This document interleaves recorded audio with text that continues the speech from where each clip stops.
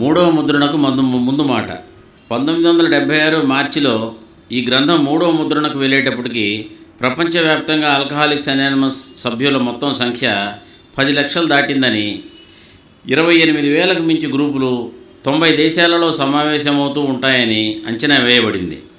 America సంయుక్త రాష్ట్రాలలోనూ కెనడాలోనూ నిర్వహించిన సర్వేల ప్రకారం ఆల్కహాలిక్స్ అనానిమస్ మరింత ఎక్కువ మందిలోకి వ్యాప్తి చెందడమే కాక దీని పరిధి ఎంతగానో విస్తృతమవుతుందని తెలియజేయబడింది.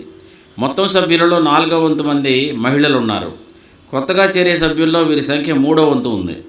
సర్వే చేయబడిన ఏఏలో 7% మంది 30 సంవత్సరాల లోపు వయసు ఉన్నవాళ్లే.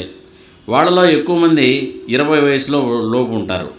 వివిధ దేశాలు, జాతులకు చెందిన వ్యక్తులకు స్వస్థత చేకూర్చిన విధంగానే ఏఏ యొక్క ప్రాథమిక సూత్రాలు వివిధ రకాల జీవన విధానాలను కలిగిన వ్యక్తులందరిపైన మంచి ప్రభావాన్ని చూపించాయి. వివిధ జాతులకు చెందిన వారికి ఇది కోలుకునే అవకాశం కల్పించింది.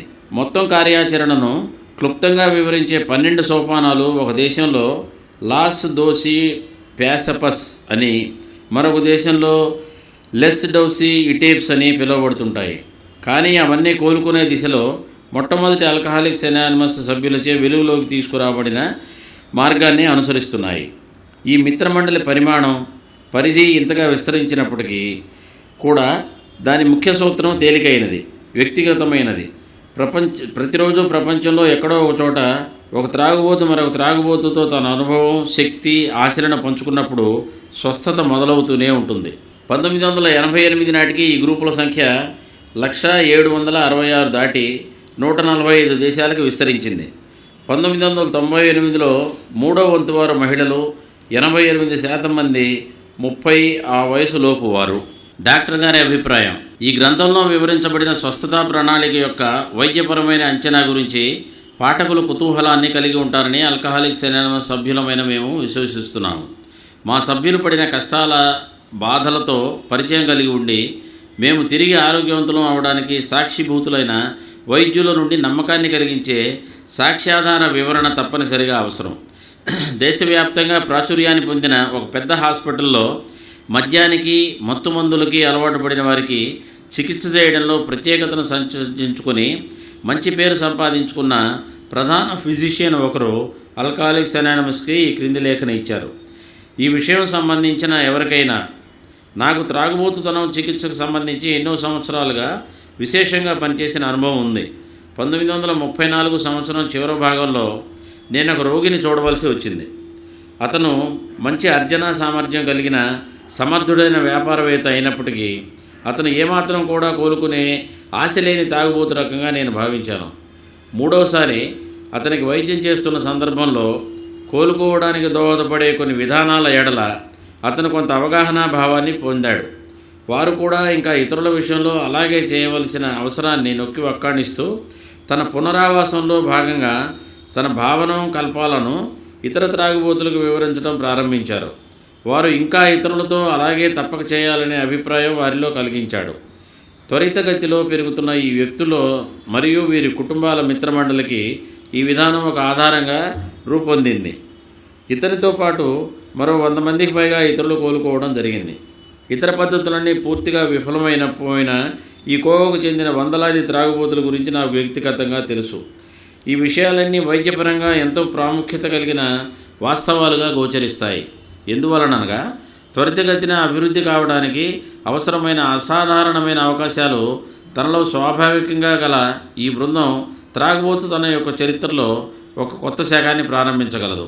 వీరి వద్ద అలాంటి వేలాది పరిస్థితులకు పరిష్కారం తప్పకుండా ఉంటుంది.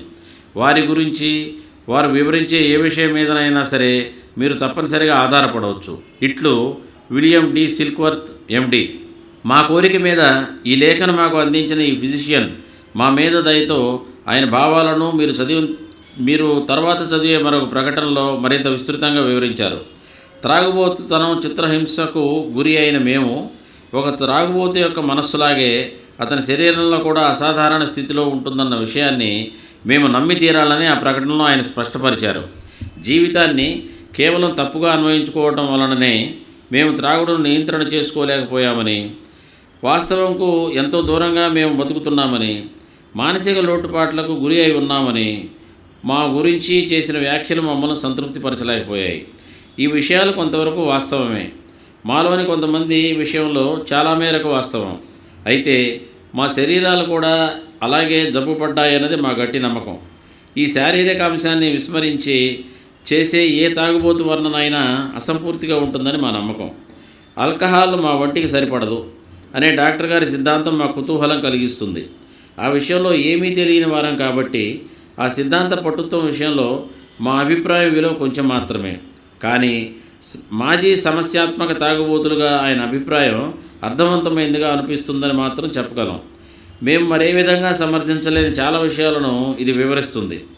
మేము మా సమస్యలకు ఆధ్యాత్మిక పద్ధతిలోనూ పరోపకార పద్ధతిలోనూ పరిష్కారం కనుగొనగలిగినప్పటికీ పూర్తిగా నరాల నిస్సత్తులోనైన లేదా అస్పష్టమైన ఆలోచనలతో నిండిన తాగుబోతును మాత్రం హాస్పిటల్లో చేర్చడాన్ని సమర్థిస్తాం.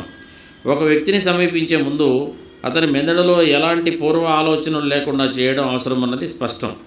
అప్పుడు మనం చేసే ప్రతిపాదనలను అతను అర్థం చేసుకొని అంగీకరించడానికి అవకాశం మెరుగ్గా ఉంటుంది. డాక్టర్ గారు ఇలా వ్రాశారు: త్రాగుడు అలవాటుతో బాధపడుతున్న వ్యక్తులకు ఈ గ్రంథాలలోని అంశాలు అత్యంత ముఖ్యమైనవని నాకు అనిపిస్తుంది. ఆల్కహాల్కి మత్తు పదార్థాలకి బాగా మరిగిన వ్యక్తులకు ఎంతో కాలంగా చికిత్స చేస్తున్న దేశం మొత్తంలో ఉన్న చాలా పురాతనమైన హాస్పిటల్లో ఒకదాని మెడికల్ డైరెక్టర్గా గడించిన చాలా సంవత్సరాల అనుభవంతో నేను ఈ మాటలు అంటున్నాను. త్రాగుబోతుతనం గురించి చాలా గొప్ప ప్రావీణ్యంతో వివరణలు ఇవ్వబడిన ఈ అద్భుత గ్రంథానికి నన్ను కూడా కొన్ని పదాలు జోడించమని అడిగినప్పుడు నేను చాలా సంతోషించాను. త్రాగుబోతులకు ఏదో ఒక రూపంలో నైతిక ఆత్మవిచారణ అత్యంత ఆవశ్యకమని డాక్టర్లమైన మేము చాలా కాలంగా గుర్తించాము. కానీ దాని వినియోగ విషయానికి వచ్చేసరికి మా అవగాహనకు అందని సమస్యలు ఎదురయ్యాయి. వైద్య రంగంలోని మా అత్యంత ఆధునిక ప్రమాణాలు, మేము ప్రతి విషయాన్ని శాస్త్రీయ దృక్పథంతో పరిశీలించడం కారణంగా మా కృత్రిమ పరిజ్ఞానం పరిధి ఆవలో ఉన్న మంచితనం యొక్క శక్తులను వినియోగించుకోవడానికి మేము సరిగ్గా సంసిద్ధులమై లేము. ఈ గ్రంథానికి ఎక్కువగా సహకారం అందించిన వ్యక్తుల్లో ఒక ఆయన చాలా సంవత్సరాల క్రితం ఈ హాస్పిటల్లో మా సేవలు పొందడం జరిగింది. ఆయన ఇక్కడ ఉండగా పొందిన కొన్ని ఆలోచన భావాలను వెంటనే ఆచరణలో పెట్టాడు. తర్వాత ఈ హాస్పిటల్లోని మిగిలిన త్రాగుబోతులకు తన కథను వివరించడానికి అవకాశం ఇవ్వవలసిందిగా మమ్మల్ని కోరినప్పుడు కొంత అపనమ్మకంతోనే మేము అంగీకరించాము. అయితే ఆ తర్వాత మేము గమనించిన దృష్టాంతరాలన్నీ చాలా కుతూహలాన్ని కలిగించాయి. వాస్తవానికి వాటిలోని చాలా అంశాలు విస్మయాన్ని కలిగించాయి. వారి గురించి మేము తెలుసుకున్న మేరకు వారికి స్వార్థం, లాభాపేక్ష అనేది ఏ కోశాన లేకపోవడం, వారి సామాజిక సేవా దృక్పథం ఈ ఆల్కహాలిక్ రంగంలో ఎంతో కాలంగా శ్రమించి అలసిపోయి ఉన్న వ్యక్తిగా నాకు వాస్తవంగా ఉత్తేజాన్ని కలిగించేవిగా ఉన్నాయి. వారిపై విశ్వాసం ఉంది. మరియు మరణ ద్వారాల అంచుల నుండి ముదిరిన త్రాగుబోతులు వెనుకకు లాగగలిగే అద్భుత శక్తిపై వారికి మరింత నమ్మకం ఉంది. మానసిక ప్రయత్నాల నుండి గరిష్ట ప్రయోజనాన్ని పొందడానికి ముందు త్రాగుబోతు అయిన వ్యక్తిని ఆల్కహాల్ తీసుకోవాలనే శారీరక వాంఛ నుండి విముక్తి చేయవలసిన అవసరం ఉంటుంది. అందుకు హాస్పిటల్ యొక్క సేవలు, పద్ధతులు అవసరం అవుతాయి. బాగా ముదిరిపోయిన త్రాగుబోతుల విషయంలో ఆల్కహాల్ వారి ఒంటికి సరిపడదని, మొత్తం సమస్య ఈ విషయ ప్రభావితమేనని, త్రాగాలనే తీవ్రమైన తృష్ణ వీరికే పరిమితమని, సాధారణంగా త్రాగే వ్యక్తుల్లో ఈ తృష్ణ ఎప్పుడూ సంభవించదని మేము విశ్వసించడమే కాక కొన్ని సంవత్సరాల క్రితమే సూచించడం జరిగింది. ఈ రకమైన ఆల్కహాల్ ఒంటికి సరిపడని వ్యక్తులు ఆల్కహాల్ని ఏ విధంగానూ సురక్షితంగా వినియోగించలేరు. ఒకసారి అలవాటుగా తయారయ్యి ఇక దాన్ని మానుకోలేని తెలుసుకున్నాక తమ ఆత్మవిశ్వాసం ఒక్కసారిగా పోగొట్టుకున్న తర్వాత సొంత మానవ ప్రయత్నాలు ఏవీ ఫలించవని తెలుసుకున్న తర్వాత వారి సమస్యలు మరింతగా పేరుకుపోతాయి. ఆశ్చర్యకరంగా వాటిని పరిష్కరించడం అసాధ్యమైన విషయంగా పరిణమిస్తుంది. ఊరికే ఉద్వేగంతో కూడిన విజ్ఞప్తులు చేస్తూ పోతే ఉపయోగం ఉండదు. త్రాగుబోతులలో కుతూహలాన్ని కలిగించి వారిని నిలువరించే సందేశం ఏదైనా అది ఎంతో హృద్యమైనది, గంభీరమైనది అయి ఉండాలి. వారు కనుక తమ జీవితాలను తిరిగి నిర్మించుకోవాలనుకుంటే దాదాపు వారందరూ కూడా వారి నమ్మకాలను వారికంటే ఉన్నతమైన శక్తిలో బలీయంగా ఉంచుకోవాలి. త్రాగుబోతులకు వైద్య సేవలు అందించడం కోసం హాస్పిటల్ను నిర్వహిస్తున్న మానసిక వైద్యులమైన మేము భావోద్రేకంతో కనిపిస్తున్నామని ఎవరైనా భావిస్తున్నట్లయితే మాతో కలిసి కొద్దికాలం ఈ కష్టాల కడలని గమనించమనండి. ఈ విషాదాంతాలు, నిరాశ నిస్పృహలతో సతమతమవుతున్న వారి భార్యలను, వారి చిన్నారి పిల్లల్ని చూడమనండి. ఈ సమస్యలను పరిష్కరించడం వారి నిత్య జీవితాల్లో అనుక్షణం, ఆఖరకు వారు నిద్రపోతున్న క్షణాల్లో కూడా ఒక భాగంగా చేసుకోమనండి. మేము ఈ ఉద్యమాన్ని అంగీకరించి ప్రోత్సహించడం అనుమానంతో కూడిన ఎంతో ద్వేషకైనా ఎలాంటి ఆశ్చర్యం కలిగించదు. వారిని తిరిగి యథాస్థితికి తీసుకురావడానికి ఈ త్రాగుబోతుల మధ్య వృద్ధి చెందుతున్న పరోపకార పనిని మించి తోడ్పడింది ఏదీ లేదని చాలా సంవత్సరాల అనుభవం తర్వాత ఈ విషయం మేము కనుగొన్నామని భావిస్తాం. స్త్రీ పురుషులు తాగడానికి ముఖ్యమైన కారణం ఆల్కహాల్ కలిగించే ప్రభావాన్ని వారు ఇష్టపడటమే. దీని ఇంద్రియ ప్రేరణ ఎంత జిత్తులు మారిదంటే ఆల్కహాల్ ఆరోగ్యానికి నష్టం కలిగిస్తుందనేది వారు అంగీకరించిన కొంతకాలం పోయిన తర్వాత ఒప్పుకి తప్పుకి తేడా తెలుసుకోలేని స్థితికి వారు చేరుకుంటారు. వారికి తమ త్రాగుబోతుతో జీవితమే సాధారణ జీవితంగా అనిపిస్తుంది. ఇతరులు ఏ రకంగానూ ఇబ్బంది పడకుండా కొన్ని డ్రింకులు తీసుకోవడాన్ని గమనించే వీరు ఆ కొన్ని డ్రింకులు తీసుకొని వెనువెంటనే ఉపశమనం పొంది హాయిగా ఉన్నామన్న భావన కలిగితే తప్ప వీరు అసహనంగానూ, అసంతృప్తిగానూ, చిరాకుగానూ ఉంటారు. చాలామంది త్రాగుబోతులలాగానే వారు త్రాగాలనే కోరికకు తిరిగి లొంగిపోయినప్పుడు త్రాగాలనే తృష్ణ తిరిగి మొదలయ్యి ఆ తర్వాత విపరీతంగా త్రాగడంలోని అన్ని దశల గుండా వెళతారు. ఆ విపరీత త్రాగుడు నుండి పశ్చాత్తాపంతో తర్వాత బయటపడి ఎట్టి పరిస్థితుల్లోనూ ఆల్కహాల్ తీసుకోకూడదు అని గట్టిగా తీర్మానం చేసుకుంటారు. ఇది అతనిలో పదే పదే పునరావృతం అవుతూ ఉంటుంది. అతనిలో మానసికమైన పూర్తి పరివర్తన చేసుకోకపోతే అతను తిరిగి కోలుకోవడానికి బహు కొద్ది ఆశ మాత్రమే ఉంటుంది. ఒకసారి మానసిక పరివర్తన చోటు చేసుకున్నట్లయితే ఇంతకుముందు సర్వనాశనం అయినట్లుగా కనిపించిన ఎన్నో సమస్యలను కలిగి వాటిని ఏనాడూ పరిష్కరించుకోలేని నిరాశకు లోనైన వ్యక్తి ఒక్కసారిగా ఆల్కహాల్పై తనకు గల కోరికను తేలికగా నియంత్రణ చేసుకోగల శక్తిని పొందినట్లుగా తనను తాను కనుగొంటాడు. ఇందుకు అవసరమైన ఒకే ప్రయత్నం తేలికైన కొన్ని నియమాలను పాటించడమే. మరొక వైపు ఈ విషయం అర్థం చేసుకోలే వారికి ఇదంతా వింతగా గోచరిస్తుంది. డాక్టర్, నేను నా జీవితాన్ని కొనసాగించలేను. నాకు జీవించడానికి కావలసినన్నీ ఉన్నాయి.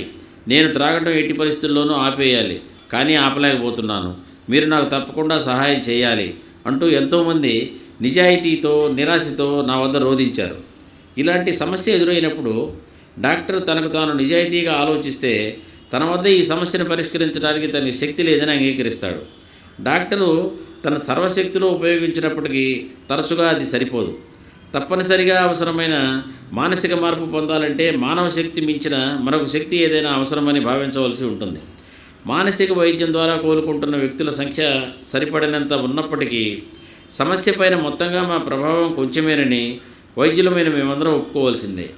చాలా రకాల త్రాగుబోతులు సాధారణమైన మానసిక వైద్య ప్రక్రియకు కోలుకోరు. త్రాగుబోతుతనం పూర్తిగా మనస్సు నియంత్రణకు సంబంధించిన సమస్య అని నమ్మేవారితో నేను ఏకీభవించను.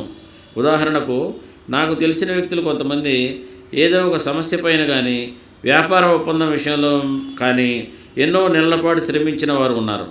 ఏదో ఒక నిర్దిష్టమైన తేదీ నాటికి అది వారికి అనుకూలంగా పరిష్కారం కావడానికి కృషి చేశారు. ఆ తేదీకి ముందు రోజు కానీ మరికొంత ముందుగానే కానీ వారు ఆల్కహాల్ తీసుకోవడం జరిగింది. వారికి త్రాగుడు గురించి తృష్ణ వెంటనే అన్నిటికన్నా అతి ప్రధానమైనది అయింది. తాము నిర్ధారించుకున్న ఆ కార్యక్రమానికి హాజరు కాలేకపోయారు. వీరు ఆ విషయాల నుండి తప్పించుకోవడం కోసం త్రాగలేదు. వారి మానసిక నియంత్రణను మించిన తృష్ణను అధిగమించడం కోసం త్రాగారు. ఈ విపరీతమైన అణుచుకోలేని కోరిక ఫలితంగా ఆవిర్భవించే ఎన్నో పరిస్థితులు వారు పోరాటం కొనసాగించడానికి బదులు ఆత్మ బలిదానం చేసుకోవడానికి కారణమవుతాయి. త్రాగుబోతును వర్గీకరించడం చాలా కష్టమైన పని అనిపిస్తుంది. అంతేకాకుండా దాన్ని వివరంగా వివరించడం ఈ గ్రంథం యొక్క పరిధికి వెలుపల విషయం.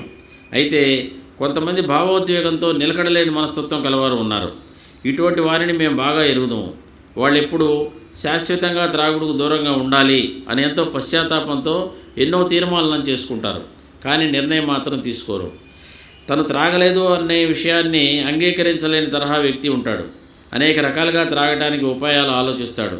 తను త్రాగే రకం లేదా పరిసరాలు మార్చుకుంటూ ఉంటాడు.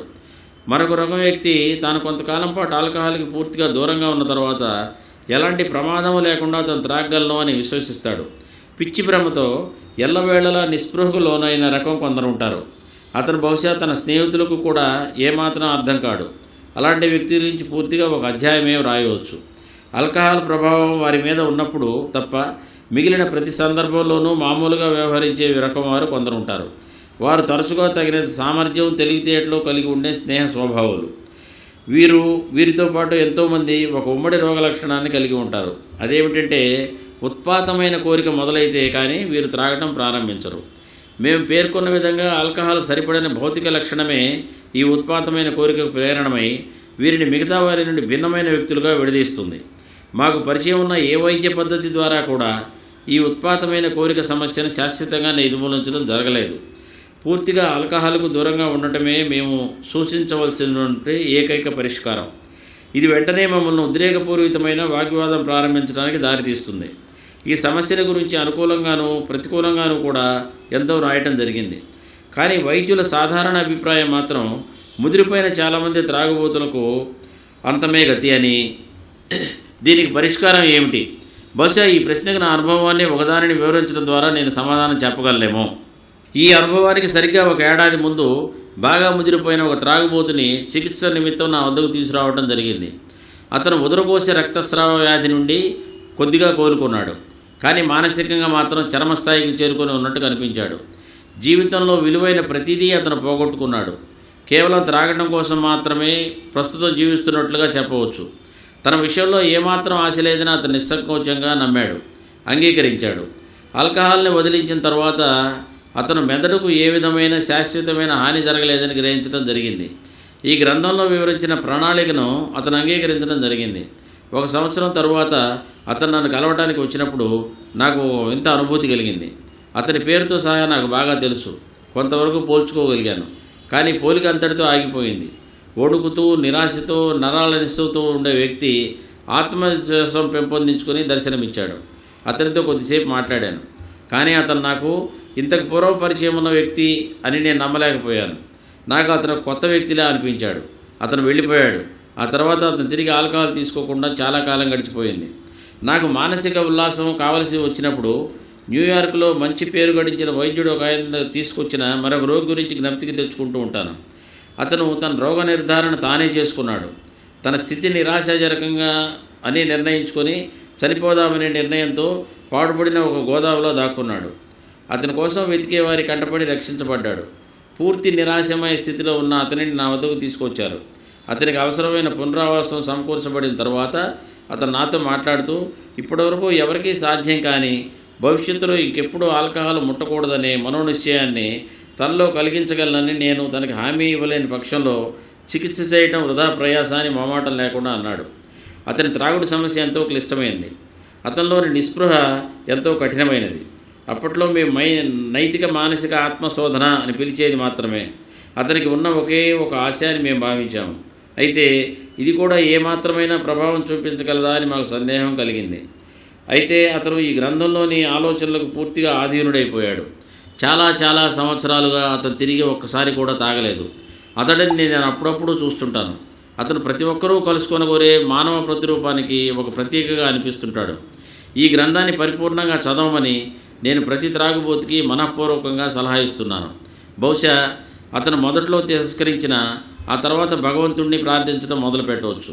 William D Silkworth, MD.